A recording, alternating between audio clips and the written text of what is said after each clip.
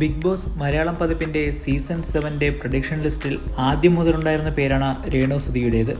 ഒടുവിൽ പ്രവചനങ്ങളെല്ലാം അർത്ഥവത്താക്കി അവർ ബിഗ് ബോസിലേക്ക് മത്സരാർത്ഥിയായി എത്തി.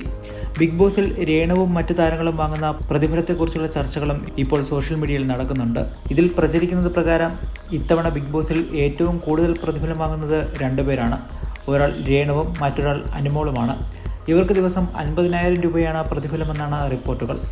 രേണുവിൻ്റെ സുഹൃത്തുക്കളെ ഉദ്ധരിച്ചാണ് റിപ്പോർട്ടുകൾ ഇപ്പോൾ പുറത്തു വരുന്നത്. ബിഗ് ബോസ് ടീം രേണുവുമായി പലതവണ ചർച്ച നടത്തിയ ശേഷമാണ് താരം ഷോയിലേക്ക് എത്തിയതെന്നാണ് വിവരം.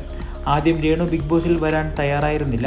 പിന്നീട് നടത്തിയ ചർച്ചകൾക്കൊടുവിലാണ് രേണു സമ്മതം മൂളുന്നത്. ദിവസം 1 ലക്ഷം രൂപയാണ് രേണു ആദ്യം ആവശ്യപ്പെട്ടത്.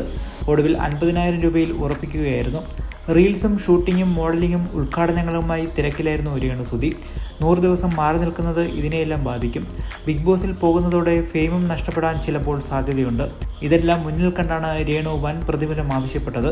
രേണുവിൻ്റെ ആരാധകരെയും വിമർശകരെയും ഒരുപോലെ ബിഗ് ബോസിലേക്ക് ആകർഷിക്കുക എന്ന ലക്ഷ്യവും അധികൃതർക്കുണ്ടായിരുന്നു. പരമാവധി ദിവസം രേണുവിനെ ഷോയിൽ പിടിച്ചു നിർത്താൻ ശ്രമിക്കുന്നുവെന്നാണ് സോഷ്യൽ മീഡിയ ചർച്ചകളിൽ പറയുന്നത്.